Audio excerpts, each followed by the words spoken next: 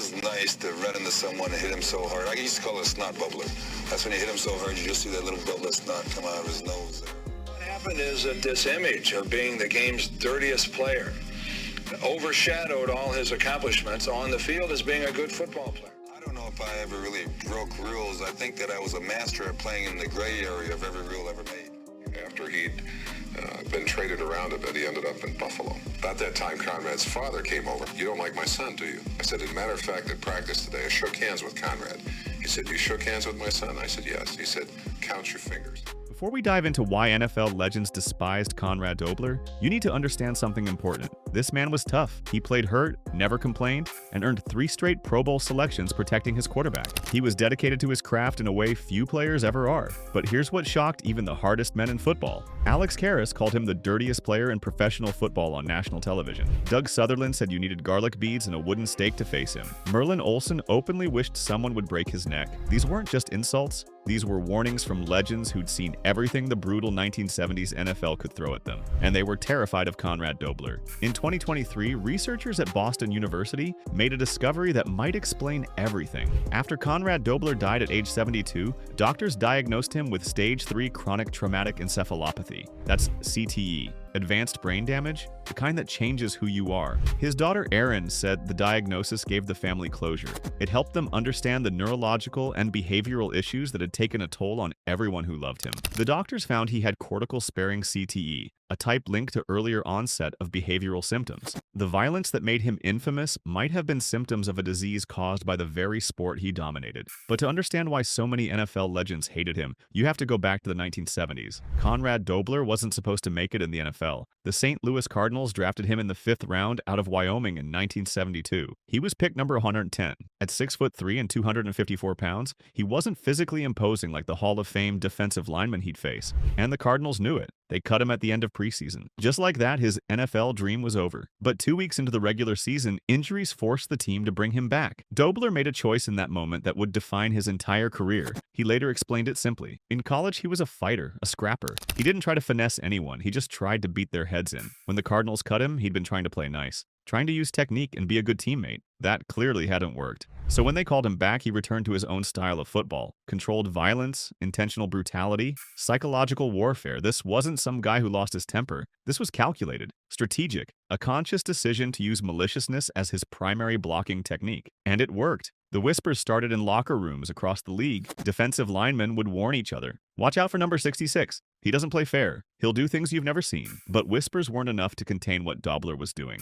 In 1975, during a Monday Night Football broadcast, former Detroit Lions defensive tackle Alex Karras gave those whispers a national microphone. Karras was a legend himself. He knew what real trench warfare looked like. And during a pregame segment, he watched Dobler play and delivered an unforgettable indictment. There you have it, folks. Holding, tripping, kicking, all on the same play. That's Conrad Dobler, the dirtiest player in professional football. Coming from Karras, that wasn't just an insult. It was validation. Everything defensive linemen had been saying in private was now public knowledge. And Dobler's response? He embraced it. By 1977, Sports Illustrated put Dobler on their cover with the title Pro Football's Dirtiest Player. Most players would have been embarrassed, would have denied it, would have tried to clean up their image. Not Dobler. He said, if I'm dirty, so be it. He said he'd do anything he could get away with to protect his quarterback. He even wrote an autobiography called They Call Me Dirty. He appeared in a light beer commercial as a famous troublemaker. The man turned his villainy into a brand, and that made opponents hate him even more. Because he wasn't just dirty, he was proud of it. Doug Sutherland faced Dobler twice a year. The Minnesota Vikings defensive tackle knew what was coming every time the Cardinals lined up.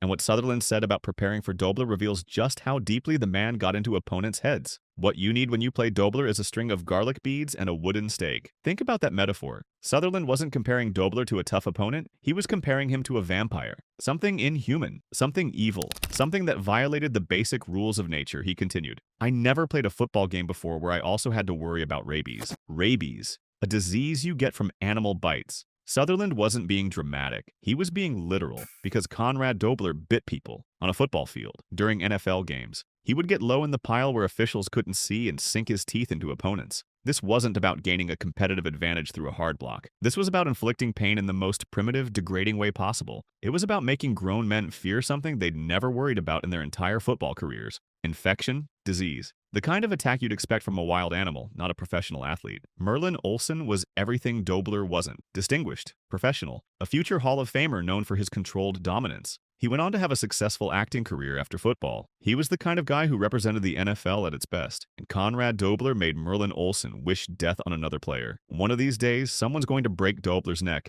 and I'm not going to send any flowers. That's what Olsen said, out loud, to reporters. A wish for career ending, possibly life-altering injury, and a promise not to feel bad about it. For a man like Olsen to express that level of rage tells you everything. Dobler admitted years later that he knocked the crap out of Olsen in one particularly physical matchup. But it wasn't just the hitting, it was everything else. The things Olsen couldn't prepare for, couldn't defend against, couldn't get officials to call. Dobler had pushed one of the most respected players in football past competitive anger into pure personal hatred. Mean Joe Green was supposed to be the meanest man in football. The Pittsburgh Steelers defensive tackle was a legend, powerful, intimidating, the anchor of the Steel Curtain defense. And Conrad Dobler made Mean Joe Green look like the victim. Opponents accused Dobler of biting Green, scratching him, kicking him when he was on the ground. These petty, vicious attacks forced Green to retaliate. And when Green fought back, it reinforced his Mean Joe reputation. Dobler was actually using Hall of Fame talent as props for his own psychological warfare. He turned one of the most feared men in football into a reactionary player losing his composure. That's how effective Dobler's mind games were. By provoking the most dominant defensive players into emotional responses,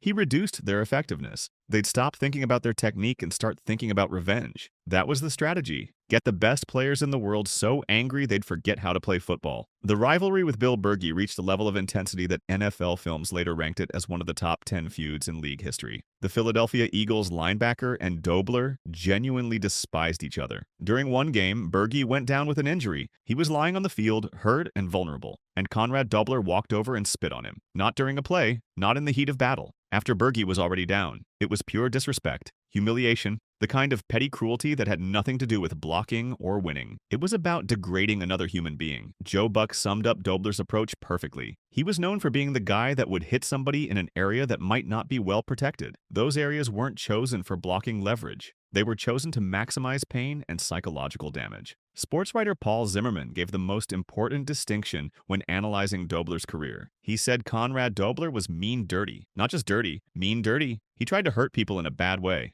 Zimmerman explained that Dobler made the teams he played on better. He played hurt and didn't complain, but he was a filthy, filthy player. That word choice matters. Filthy, not tough, not aggressive, filthy. Because there's a difference between playing hard and playing with malicious intent to injure, and Dobler openly admitted to that intent. Dobler majored in political science in college. He approached football with an analytical mind. He understood the rules and, more importantly, understood exactly how far he could push them. He described his philosophy simply. It's a controlled type of violence. You can't kill anyone, and that's about the limit they put on it. Think about what he's saying. The only thing stopping him was the law against murder. Everything else was fair game. He operated right at the edge of what the 1970s NFL would allow. And in that era, they allowed quite a lot. The inventory of Dobler's tactics reads like a criminal complaint. He targeted the solar plexus. When defensive linemen jumped to bat down passes, Dobler would see them exposed and smack them right in the unprotected core. He admitted this openly. He said it got their hands down real quick. That was a calculated pain deterrent.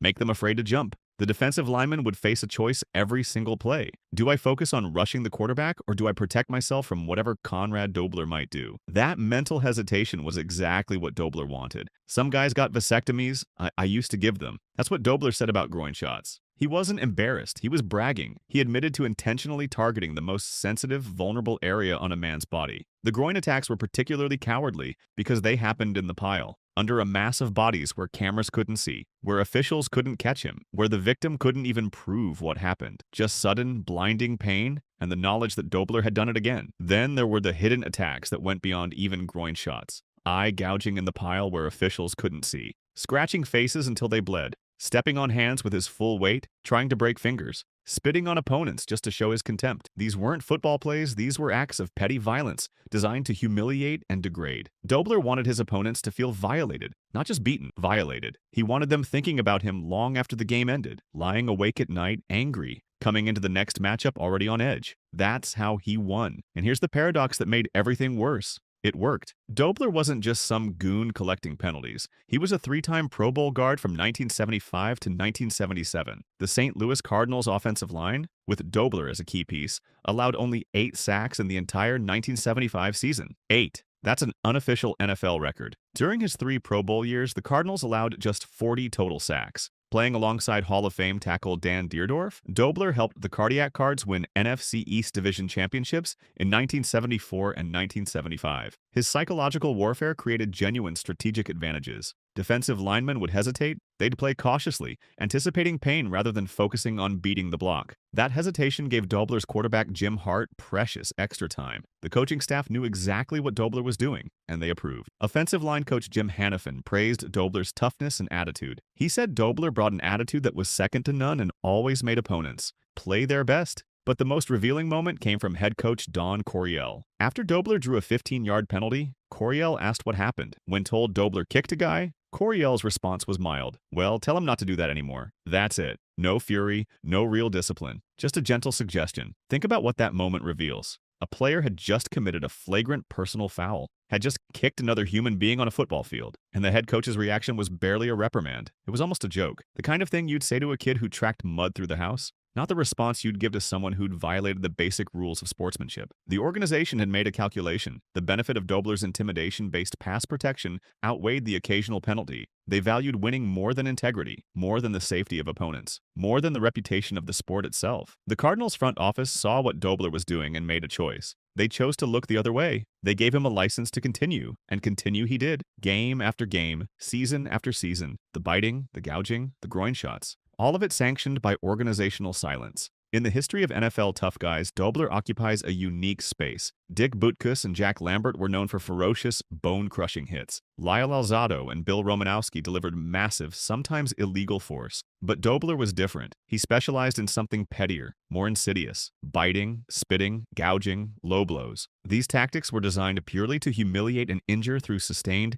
debilitating malice. Other tough players wanted to deliver one crushing blow. Dobler wanted to inflict continuous psychological torture. He violated an unspoken honor code that existed even in the brutal trenches of 1970s football. And that's why contemporaries used words like filthy and compared him to vampires. He wasn't just tough, he was repulsive. The toll of that violence extended far beyond his opponents. When researchers examined Dobler's brain after his death, they found stage 3 CTE. That's advanced. Severe, life-altering brain damage. The disease was cortical-sparing CTE linked to earlier behavioral symptoms. The aggression, the volatility, the mean, dirty tactics that made him infamous. All of it might have been manifestations of an undiagnosed neurological disease caused by the very game that made him famous. His daughter Erin became his primary caregiver in his final years. She said the CTE diagnosis provided a sense of closure. It helped justify the neurological and behavioral issues that took a toll not only on him, but on everyone who loved and cared for him. Dan Dierdorf, his Hall of Fame teammate, watched Dobler decline. It broke my heart to watch him struggle and slowly slip away. He was a force of nature until he wasn't. Despite everything the game took from him,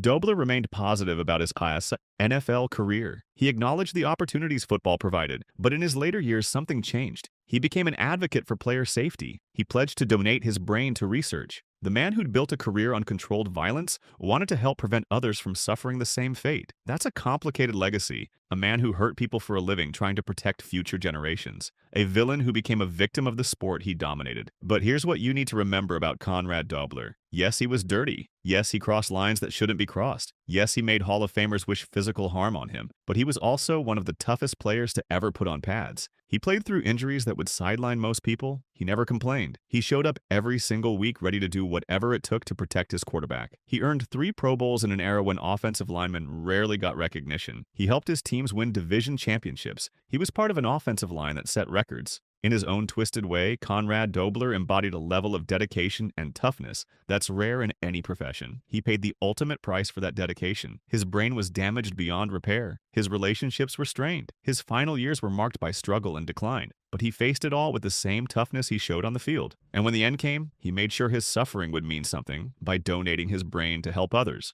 Conrad Dobler was called the dirtiest player in NFL history because he earned that title through calculated, malicious acts that violated every unspoken rule of the game. But he was also a warrior who sacrificed everything for his team and ultimately for a sport that destroyed him. That's the truth. Complicated, uncomfortable, and impossible to forget. Now I want to hear from you. Who's the dirtiest player you remember watching? Drop a comment below and let's talk about the players who pushed the boundaries of what was acceptable on the field.